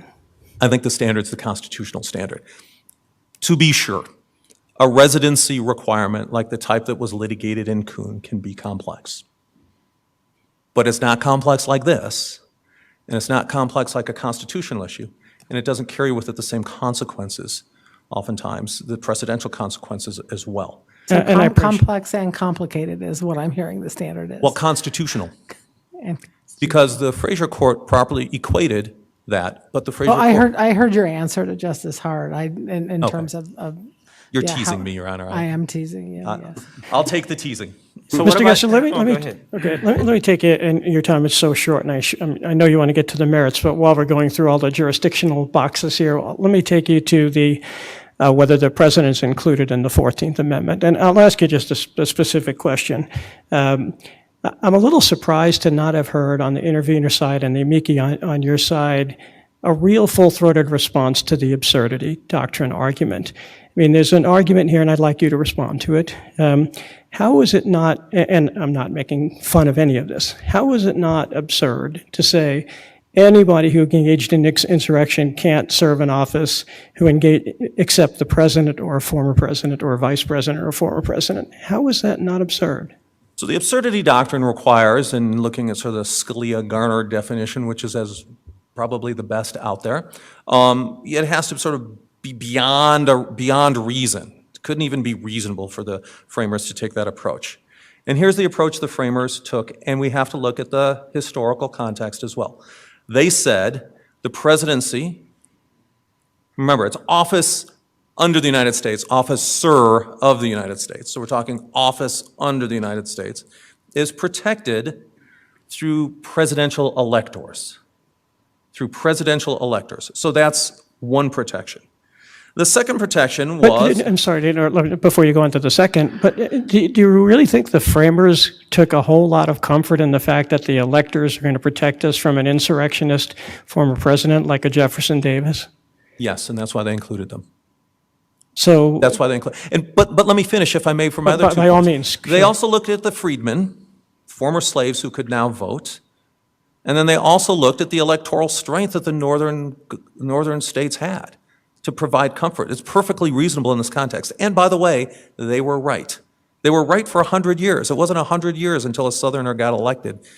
Now, I'm not saying Jimmy Carter was an insurrectionist by any means, but before you even had a Southerner elected. So not only was it not absurd, but their framework and approach was successful. It was very successful. And when you look at the actual language, look, if you look at the structure of the text, it is harmonious. It was very carefully drafted, and every indicator points towards excluding the presidency and the president. Officer of the United States is used in 4 different contexts of the United States Constitution, every one of them which excludes, properly viewed, the president. The appointment clause, of course, there's been a lot of discussion on. And so fair enough. So what is it does also refer to repeatedly the office of the president and the like. What Office is- under the United States, officer of the United States. But when it talks about the president, Yes, it sir. describes that as an office. Correct. So the president is an officer. What is the president an officer of? So the, if I can find my notes quick enough, the analysis that has been found is that the president is an officer to the extent we have that concept of the Constitution. So an office under the United States is one created by the United States government. An officer of the United States is one that serves the United States government. And there is precedent that says, look, senators, representatives, and the president, they are the government. That's sort of the analysis, the distinction. And look, opposing counsel pointed to the emoluments clause as absurd. How could you possibly believe a president would not be part of the emoluments clause? Well, I would suggest you walk into Mount Vernon, and you will see above the fireplace a full-length portrait of King Louis XVI that was given to George Washington by the French government. And no one batted an eye. It was never viewed as a violation of the emoluments clause because no one thought that it applied to George Washington. There's also the key to the Bastille that was given by a representative of the French government. We've got enough on our Lafayette. hands without emoluments, right? So, But I wanted to point out the structural point that it's all consistent with the president not being well, part. let me just harken back to something that was said by opposing counsel, and that is, maybe we shouldn't be so quick to attribute significance to what the framers did with Article 2, Article 6, given that we're talking about framing and ratification that occurred during the Restoration. So maybe it's part of the puzzle, but is it really all that illuminating when we're talking about 80 years difference? And shouldn't we be looking to other sources given that amount of time? I think it's very illuminating, Your Honor. I mean, the one thing I think everyone would agree on would be that the framers of the original Constitution, like the drafters of the 14th Amendment, spent lots of time thinking a lot of deep thoughts about the exact language that should be used. And I think we should all assume that those words were chosen with care. And the words in Section 3, in multiple ways, mimic the exact language of the underlying Constitution. Officer of the United States. They use that phrase exactly. They use office under the United States. They don't use officer under the United States. No one ever uses that language. It's office under the United States, officer of the United States.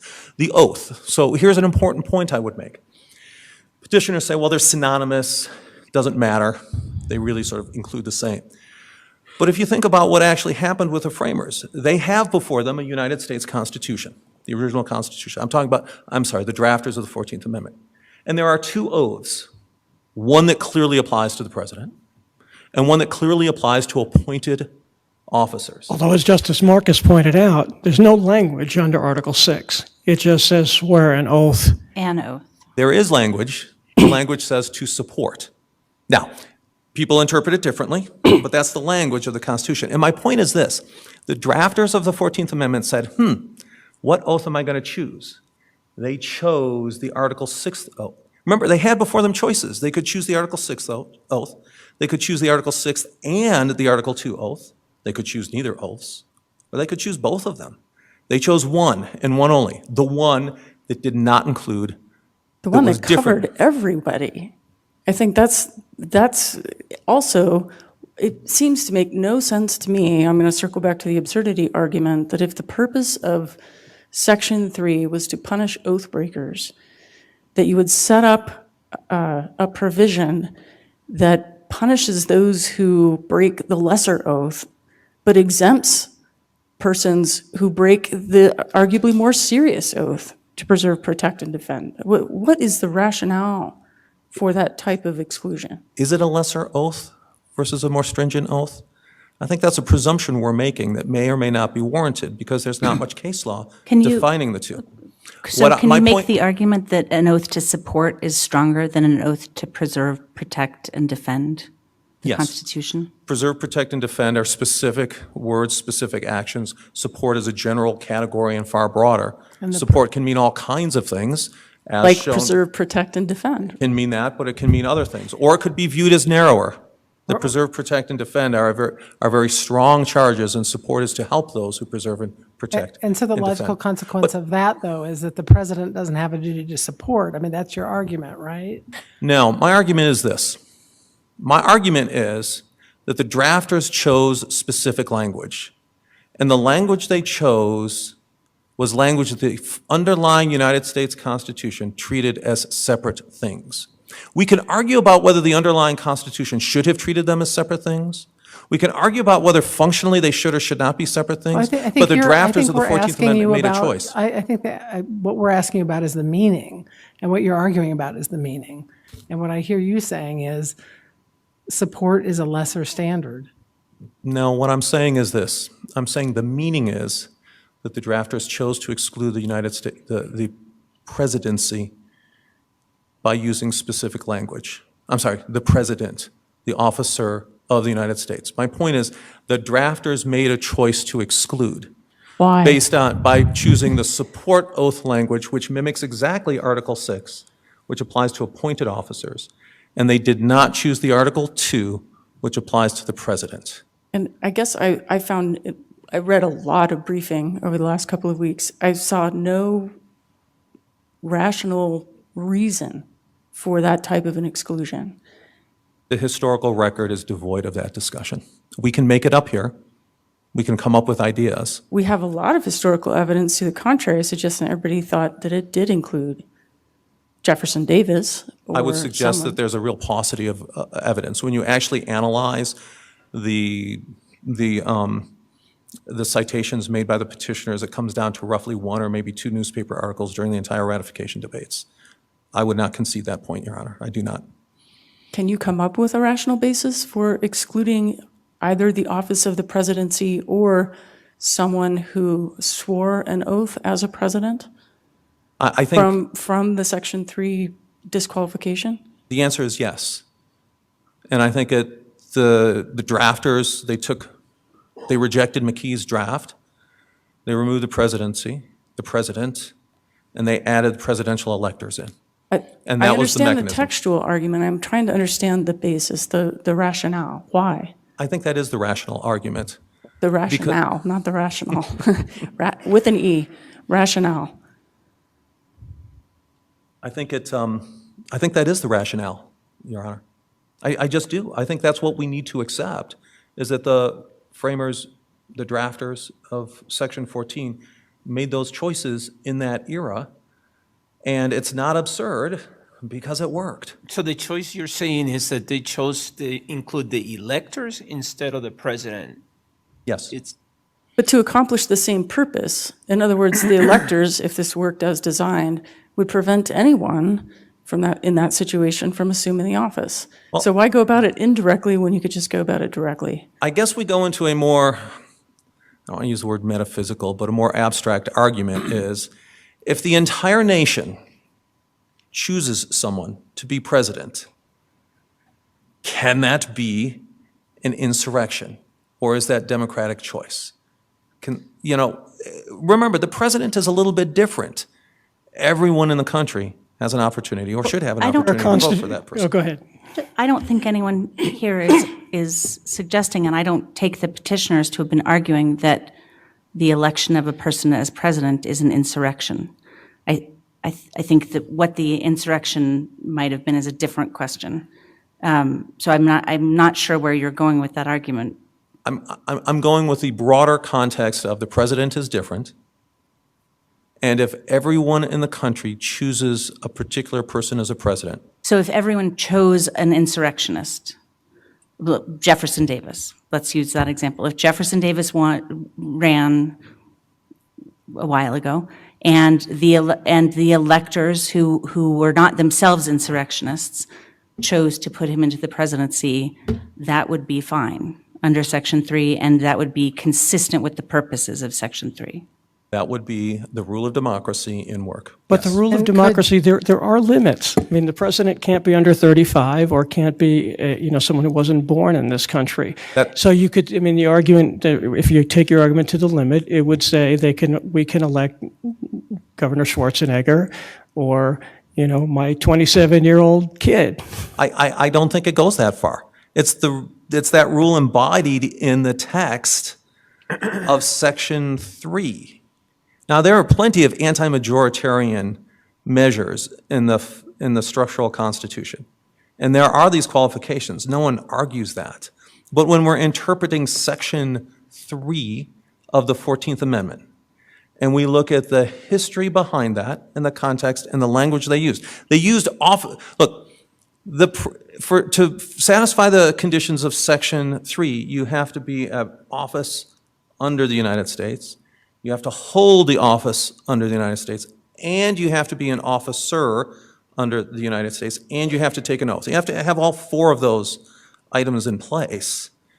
Any one of them, Section 3 does not apply. Stepping away from Article 3, though, for a second, and sticking with the Constitution, could the Democratic Party put President Obama up on the primary ballot? Could that happen? I haven't done a full analysis of that particular provision, Your Honor. I'm really sort of focused more on Section 3, but could they do it? Conceivably, I think it's an open question. If you look at the political question analysis of the Article 2 courts, the weight of authority was that states could not prevent that. If I understand your democratic process argument, that would seem to be the logical conclusion. I'm just trying to make sure I understand the breadth. The breadth is confined to Section 3, Your Honor. But stepping away, because you were focused also on the Constitution. Look, I'm focused on the structural Constitution to look at the language. The officer of the United States is used 4 times in the structural Constitution, and each time it does not apply to the U.S. president. Go ahead. I mean, not once does it apply. No, I know. Officer You of. didn't answer my question, but that's okay. I'm not going to, I want to let you use your time the way you want to use your time. So I feel like we're Please going. feel free to take another run at me, Your Honor. I do want to be responsive. Yes, sir. I feel like we're going in circles to some extent right now. I'm just wondering if we could shift gears. I was hoping to talk about the First Amendment and Brandenburg. Obviously, you've briefed at length the assertion that President Trump did not advocate violence in his speech on the ellipse. And so the counterargument to that is that we have to look at context, and they assert that we should. Well, the trial court obviously did place a lot of reliance on Professor Simi's testimony and coded language. I'm just wondering if you can give us your perspective on the extent to which precedent allows for that kind of analysis. I struggle with what I see as a lack of precedent on that particular issue, how far context goes. What's your take? Context plays limited and probably almost no role. Now, look. This isn't a case, the incitement, and obviously we contest that incitement is part of Engage. Happy to address that as well. But this isn't an instance of sort of joint planning or a joint agreement where President Trump had specific conversations, a back and forth. That's not what this is about. It's about inciting based on his public speech. That's what it's about. So in saying that, I apologize for interrupting, but are you saying just look at January 6th and nothing else? I will look at both, but to meet the imminence standard under the Brandenburg analysis, you have to look at just January 6th. That's really what you have to look at. And if you look at January 6th, his speech said, "Go peacefully and patriotically." He made 2 tweets followed by a video during the subsequent 3 hours. But he also said probably 20 times fight. He said it once, and he said, I was ready for this question. Oh, okay, go for it. And what he said is, he talked about that he was unhappy with what happened on January 6th, and people told him not to be involved. And he said, I am, because we have to fight. We have to fight in order to keep our country. He didn't say, and this may be splitting a little bit of hairs, but he actually did tell the crowd, go fight. He said, if we're going to protect, if I'm going to do the right thing, we have to fight. Okay? Now, the thing that Simi testified about in particular was that use of the word fight and the methods and language that President Trump used is perfectly consistent with normal patterns of political discourse. And in fact, we provided evidence that showed that fight like hell, fight like your lives depended on, those various iterations are used commonly throughout political discourse. I'm sorry, finish your thought and then I'll jump in. So the objective use of the language doesn't shift. I mean, we don't have a President Trump rule where if he says fight like hell, it's violent, and if other politicians and we included, senators, and President Biden uses the term fight like hell. It's not an incitement to violence. We still look at the objective standards. I mean, we made an analogy to federal campaign finance law, Justice Roberts, who said an intent and an effect test is not appropriate. You look at the objective words that someone uses. And the objective words, he said, go down, I know you are going to march down there peacefully and patriotically. He used 2 tweets saying, stay peaceful. And he third made a video that said, be peaceful and go home. Now, Yeah, I want to let you keep going. now the petitioners are going to say, look, those tweets don't matter because he didn't say it right. He didn't tell people to go home. He just said, be peaceful. But the objective language is saying, be peaceful. And we produced one witness on the stand who said, the instructions I got from President Trump were to stay peaceful because he heard the speech. Yes, sir. So this just keeps reminding me of something I've struggled with as I've tried to evaluate this particular piece of it, and that is that are we not dealing with clear error review of the trial court's factual findings about those circumstances? And I realize that from your perspective, a lot of those findings were predicated on a report that never should have come into evidence, but setting that to the side for one moment, aren't we to a large extent stuck with the trial court's findings findings that were made by clear and convincing standard, even though you chose not to brief the preponderance of the evidence issue that you outlined in the application.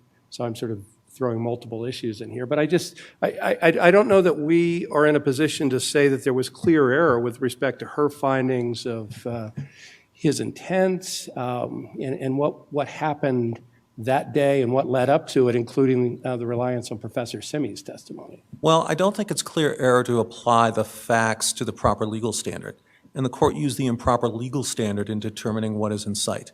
Look, the facts are relatively uncontroverted with respect to what actually happened because the petitioners rely entirely upon tweets, videos, and speeches. I mean, that's their case. But there are inferences that are made, particularly by Professor Simi, about what significance should be attached to things that happened before January 6th, right? So, and that's a legal standard. And we are saying that the events, that the tweets and speeches in the years leading prior is inappropriate under the Brandenburg imminence standard. That is a legal standard, and they should not be considered. So, and we didn't even dispute the underlying facts.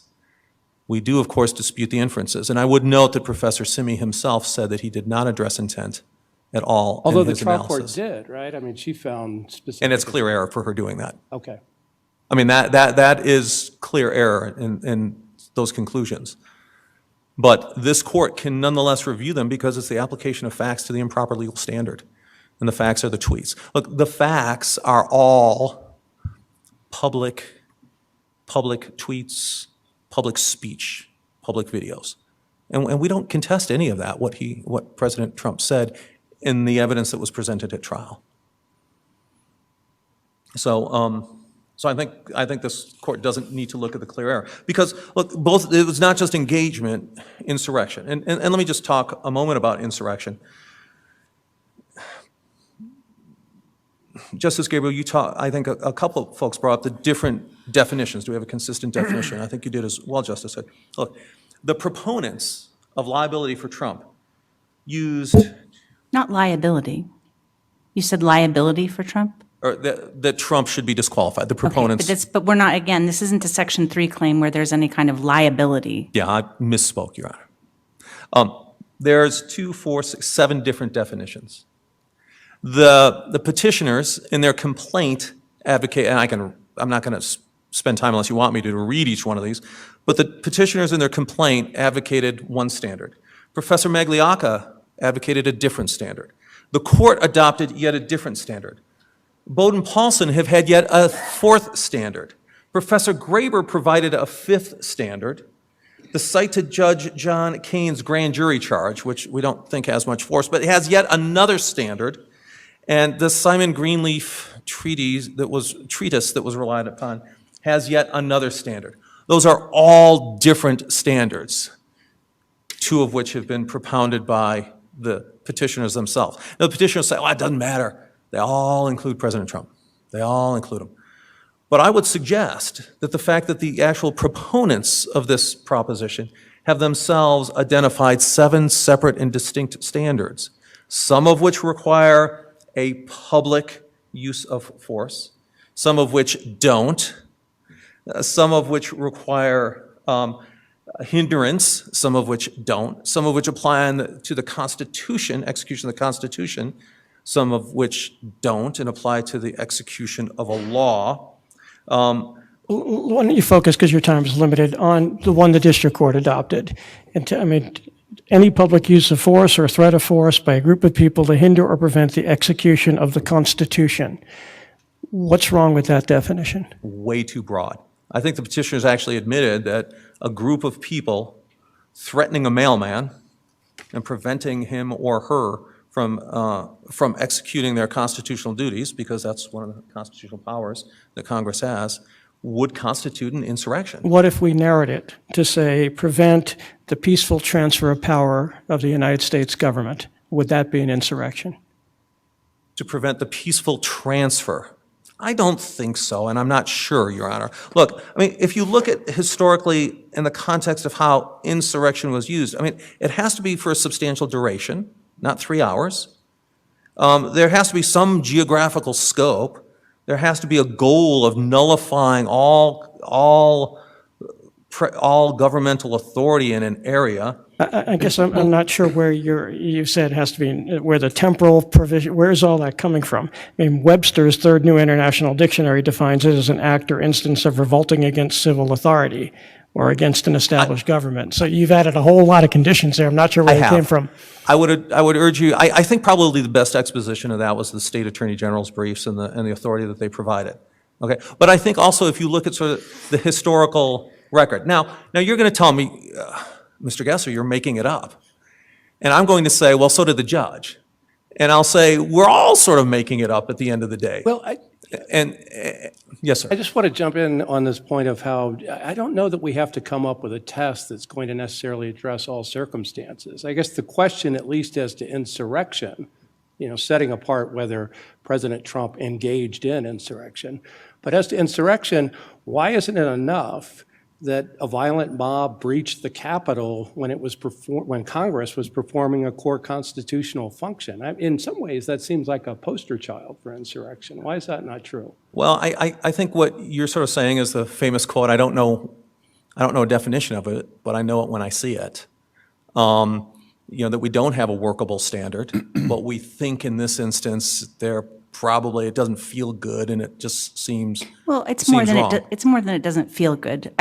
For purposes of this case, what we need to do is figure out whether what happened on January 6th, one of the things we need to do is figure out whether what happened on January 6th constituted an insurrection. We don't need to come up with a definition for all times and all circumstances. And I think most common sense thinking folk would look at it and say, you have sedition at one end of the spectrum, and you have levying war is the term that you've used, civil war maybe at the other end, but in between we have these things, insurrection, rebellion. I think we'd agree that insurrection is typically something less than rebellion. And I would agree with that in the case, and some of the authorities support it, but it's more than a riot. It's more than a 3-hour riot on one building. Was that just a riot on January 6th? And we think it's properly characterized that way and not as insurrection. And remember, look, the Constitution, Section 3 says engage in insurrection. It doesn't say in an insurrection. What's the significance of that?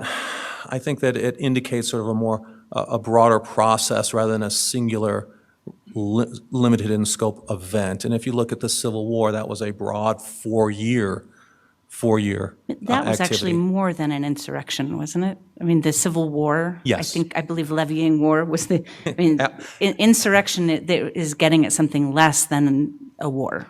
Likely, yes. Okay. Now, there are lots of instances in the ratification debates and the framing debates, and I think the AG's pointed this out in their memo, that insurrection, rebellion, war, treason are oftentimes used interchangeably by the drafters. And in fact, you look at some of the authorities here, the petitioners cite, they'll shift from insurrection in some instances and draw examples from treason or rebellion. So they are used very interchangeably. So we would argue that, sort of on the scale of violence and duration and scope and organization, the events of January 6th were more like a riot and far less like far less than a rebellion, and insurrection is far closer to rebellion than it is riot. How would you define insurrection? Part of my whole thesis is that we can't define it, and that's in part why this is a non-justiciable question. But to the extent you push me, which you are, I would say it requires at least multiple considerations that go beyond what we had here. I think the duration has to be longer than 3 hours. I think the geographical scope has to be broader than one building. And you say, well, that was the U.S. Capitol. True. It wasn't the Pentagon. It wasn't, it was a singular node. The goal wasn't to nullify governmental authority and set up an alternative government. The goal, as if one assumes the predicate that President Trump directed the crowd, which we reject, to get Mike Pence, Vice President Pence, to delay the certification. That's not nullification. And I understand it's violent, and I understand it's bad, but we, as I would submit, as lawyers in this process, need to distinguish those gradations because they have meaning. And what I would say is the goals were not as broad as something like the Shays Rebellion or Whiskey Rebellion. The organization, there was very little evidence of a robust command and control structure and that level of organization. The use of force did not involve arms, certainly not the level of arms necessary to overcome. Well, let me just jump in there, Mr. And it Kessler. wasn't capable of being rebellion. Yes, sir. Well, the arms, I mean, you make a legitimate point about, there not being a lot of evidence of arms being taken to the Capitol on January 6th, but there were a lot of makeshift weapons that did a lot of damage. I think at least the petitioners are saying 170 people were injured. That's a lot of violence, right? You'd agree. And irrespective of whether people brought guns and knives to the event, I don't know that we need to, pause too much about that when we have that level of violence. What am I missing? What you're missing is a riot is consistent with using flagpoles and broken up bike racks as weaponry. An insurrection or rebellion is organized, deadly force that's going to nullify government authority. I think there's a big difference there. And look, I understand that the violence at the Capitol was not acceptable, but I do think that it is our job to apply legal standards and understand the gradations involved and whether or not this truly rises to the level of insurrection. Well, why don't you talk about engagement? You've only got 3 minutes and 40 seconds, so, and I'll just ask you a question to help move this along, hopefully. My concern, I guess, would be, I understand what the argument you make. Engage doesn't mean incite. Those are different things. A leader of an insurrection usually is not involved in, or frequently is not involved in the hand-to-hand fighting. They direct it, they organize it, and then they stand back and they watch it. That would be engagement, I would think, if you had an actual insurrection. So help me understand what engage means. Well, I think that does. And what that requires is sort of a two-way conversation. Hey, you, sergeant or lieutenant, I'm the general, I'm going to do this, you're going to do that. That's different than public speeches. Now look, I mean, if there were a public speech and someone said, oh, and made an agreement with the other side and say, when I say during my public speech the eagle has landed, then we take action. I would submit that that's engage, but that's a much different instance than incite here. Incite is to sort of arouse these emotions only through public speech. It's a one-way conversation. So if a leader did a more direct, I want you, and let's make this hypothetical. A leader said, President, I want you to go to the Capitol and I want you to take it over and I want you to ensure that they do not go forward on the Electoral College and use violence if need be. That would be engagement even if the leader doesn't go with them? Very likely, yes. Okay. Very likely, yes. If there is an understanding, an agreement, and not some broad inferential conditioning that Professor Simi testified, I don't think that meets the legal standard. But there has to be very definite sort of meeting of the minds that that's in fact going to happen for it to be engagement. Now, it could still be incitement because it's a direct call for violence, which did not happen here. But there is a difference between the two. They do describe. And I would point out that Congress is treated it as distinct. You know, you look at the Second Confiscation Act in 18 U.S.C. 2383, it says whoever incites, sets on foot, assists, or engages in any rebellion or insurrection. So they treat it as differently. And by the way, if I may say, at the end they say, incitement, sets on foot, assists, they shall be incapable of holding any office under the United States, which indicates that the presidency cannot be barred by mere statute of Congress. So there's that language, under the United States again. Consistent usage and pattern of that. Let me just sort of end up in my, wrap up in the last minute here. This was constitutional litigation.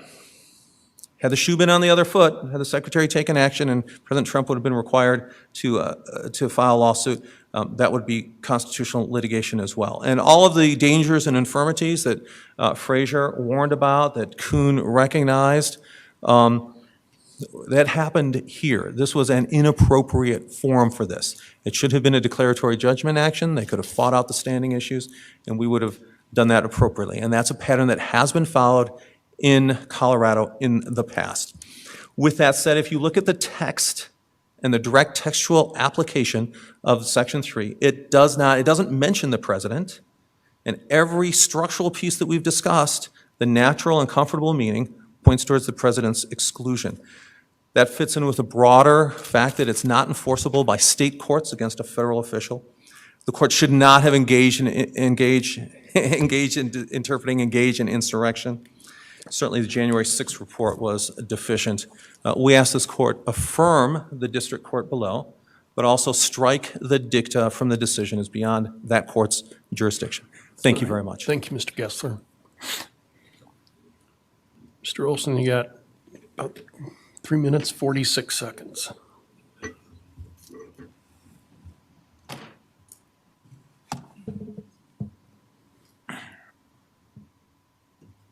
Thank you, Mr. Chief Justice. In short, Trump claims this case is too hard for courts to decide, that the standards of insurrection can't be determined, but that's exactly what courts do, and that's exactly what the district court did below. And to the extent there's a dispute between courts that reach these questions, our country has a well-worn mechanism for addressing those inconsistencies. I want to talk briefly about insurrection, officer, and then end on the Colorado Election Code. Justice Hood, you asked how far context goes. It does a great deal of work. In Claver and Hardware, this court said, or the U.S. Supreme Court, Justice Stevens said very explicitly that evidence of authorization of wrongful conduct in other circumstances was relevant to whether the speech at issue there was within or outside the First Amendment. And because there was no other authorization, no other evidence, they found the speech protected by the First Amendment. Here, the district court made extemporaneous extensive findings that the speech by President Trump on paragraphs 288 to 298 were there's a long pattern of him saying things, seeing violence, praising that violence. He used those exact same words on January 6th. Is Simi's testimony subject to clear error review? Are those facts that the trial court ended up making based on his testimony subject to anything other than clear error review here? They're subject to clear error review, but the court didn't just rely on Simi's testimony. I know. She set forth a number of facts, of statements by Trump himself where there was violence. And in the speech on the lips, there were 20 times he called to fight, which is a literal call to violence. He said that 20 times. It wasn't in the prepared speech. He did that so that people wouldn't know that he was going to call people to march to the Capitol. He was going to incite them to violence. Hess also looks at the rational inference from the import of language. And there's no better evidence of what happened than evidence that Trump didn't object to below. And that was Brad Parscale, his former campaign manager, in real time on January 6th said, "We are seeing, quote, a sitting president call for civil war." That easily meets the incitement standard under the First Amendment. And I was amazed. There's a tweet at 2:24 p.m. on January 6th. Trump never mentioned it in his briefs below, never mentioned it at trial. When he was describing what happened on January 6th today, he ignored the tweet on January 6th at 2:24, which sent the mob into a frenzy. There was unrebutted testimony that poured gasoline on the fire and caused the Capitol to be breached. If this is not incitement, I don't know what is. Secondly, Justice Hood, to your question about is there a meaningful alternative procedure, you heard there is none. What Trump wants is for everyone to take a pass on this issue and then create the ingredients for a second January 6th coming up on January 2025. Justice Gabriel, you asked about presidential electors being a bulwark against electing Jefferson Davis. That won't work because only those that have taken an oath before the insurrection are disqualified by the 14th Amendment, Section 3. Electors, insurrectionists can be electors, they just can't be oath-taking insurrectionists. And finally, Justice Marquez, on the concern about the 22nd Amendment being enforced by the Secretary of State here, if I may finish, Your Honor, briefly. Briefly. Yes, thank you.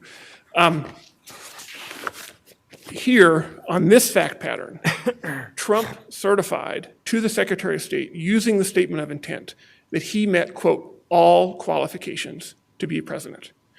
Her putting him on the ballot with that certification is a wrongful act under Colorado Election Code and is why we bring this case under 113. And nowhere in the Election Code, anywhere in the Election Code are any presidential qualifications mentioned. The only way we get there is by bringing in the constitutional requirements into the freestanding election code that we talked about earlier. Thank you all very, very much for your consideration of this case. Again, we urge that the court affirm below with the exception of the officer decision. Thank you very much. All right. I want to thank the counsel who made argument. I also want to thank the attorneys that provided the amicus briefs. I think it goes beyond, I think, the average appreciation for how hard people have worked in the time frame that this has been required. And I want to compliment the quality of the work and the professionalism. So with that, the case will stand submitted and we will be in recess. All rise.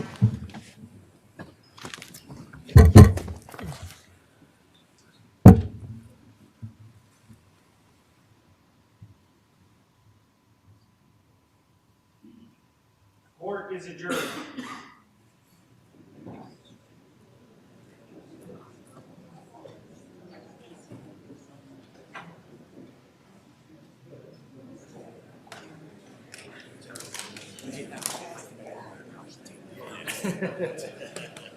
I don't know.